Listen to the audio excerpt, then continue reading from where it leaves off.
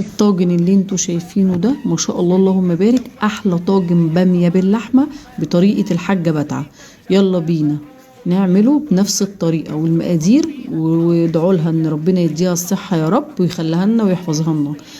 بس بصوا ما اقولكوش طاجن من الاخر، احلى طاجن بامية باللحمة مش هتاكلوه غير عندنا، واعملوه بنفس الطريقة. يلا بينا نسمي الله ونصلي على الرسول. بس ما تنسوش اللايك والشير وتفعلوا الجرس في قناتي، دي حياتي وده شغل. وما تنسوش تدعوا لاخواتنا في فلسطين وأمة محمد أجمعين. معانا كيلو من اللحمة طازة فريش ما شاء الله اللهم بارك. هنمسك كيلو اللحمة ده، احنا بنحب نقطعه قطع صغيرة مش صغيرة قوي، زي ما الحاجة وريتنا بالظبط. هنوريكم بقى الطريقه السحريه في تقطيع اللحم. شفتوا السحر ده؟ بنفس الطريقه دي ونفس الطريقه هنقطع البصلايه قطع صغيره. شفتوا؟ ما خدناش ثواني في تقطيع البصل. هنجيب معلقه من السمنه البلدي، الحله على النار، هنخلي السمنه تسيح خالص لدرجه تسخن، واول ما السمنه تكون سخنه مولعه هننزل باللحمه. بصوا انا بقى بحب اسمع الطشه دي، ودي حته ليا كانت في اللحمه. بصوا صوت الطشه ده تحفه، انا بحبه جدا. هنقلب بقى اللحمه تاخد تقليبه، واول ما لونها يتغير على طول هننزل بالتوابل بتاعتنا. التوابل ايه السحريه؟ معانا 4 ورقات ورق راولي، ممكن بقول الكلمه غلط، هو اسمه ورق غور. ومعانا التوابل اللي احنا عملناها بتاعه اللحمه، معلقه ملح، معلقه فلفل اسود، والبهارات السحريه اللي احنا عملناها معاكم ما شاء الله اللهم بارك. هنفضل نقلب فيها كويس، اول ما لونها كده تشد معانا هننزل على طول بالبصله اللي احنا مقطعينها بالشكل اللي احنا شايفينه ده. مش هتلاقي اسهل صدقيني. وما تنسيش اللايك عشان قلب اختك.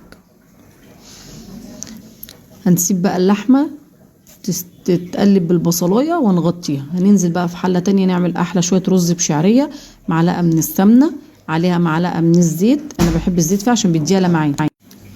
اول ما السمنه تسيح على طول هننزل بنص كوبايه من الشعريه. احنا بنحب الشعريه زياده جدا، اللي بيحب يقلل من كده مفيش مشكله. هنقلبهم كويس على طول. بعد كده هنعمل حركه بقى سحريه، بحب الخبطه بتاعت المعلقه دي، او بتحسسني ان انا ايه على طول واقفه في المطبخ. شفتوا الحركه السحريه اللي في الايد دي؟ بصوا الشعريه ايه اتحمرت في ثواني. هننزل بكوبايه ونص من الرز المغسولين كويس، وعليهم معلقه من الملح. هتلاقوني كل شويه بخبط بالحله، الحركه ديت بحب اسمعها اول وانا بطبخ. وهننزل بالميه المغليه. هنسيب الرز بتاعنا يستوي على النار متوسطه، وبعد كده هنوطي عليه النار.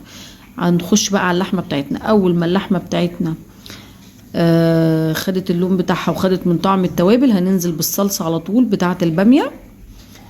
واللحمه هنا خدت بتاعتنا ايه نص سوا. هنروح مطلعين ورق الراولي، انا بقوله غلط مش مشكله، ورق الغار يعني.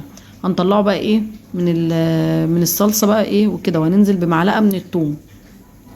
هنقلبهم كويس، وهننزل ايه بكيس الباميه، سواء بقى باميه فريش باميه اكياس مش هتفرق، اللي عندك ومتاح حطي. انا كان عندي باميه اكياس. هنخليها تاخد غلوه محترمه لمده 5 دقايق. بعد كده هنجيب الطاجن بتاعنا بعد ما عدى عليها ال5 دقايق، هننزل بالطاجن بتاعنا باللحمه بتاعتنا والباميه بالشكل اللي احنا شايفينه ده. احنا مشغلين بقى الفرن فوق وتحت، يعني الشوايه ومن تحت. وهندخل الطاجن بتاعنا ياخد بالظبط 35 دقيقه ما شاء الله اللهم بارك. بعد 35 دقيقه ايه رايكم بالشكل اللي انتوا شايفينه ده؟ اللحمه دايبه والباميه جميله جدا ما شاء الله اللهم بارك. والرز بقى شايفين الرز وبخاره بقى، والرز بصوا الشعريه فيه اكن ذهب. هتاكلي بقى احلى شويه باميه بطريقه الحاجه بتاعها ما شاء الله اللهم بارك. ما تنسيش بقى اللايك والشير وتفعلي الجرس في قناتي. ولو فيديوهاتي عجباكي اكتبي التعليق اللي يعجبك. بحبكم في الله، واللي نفسه في حاجه يقول لنا واحنا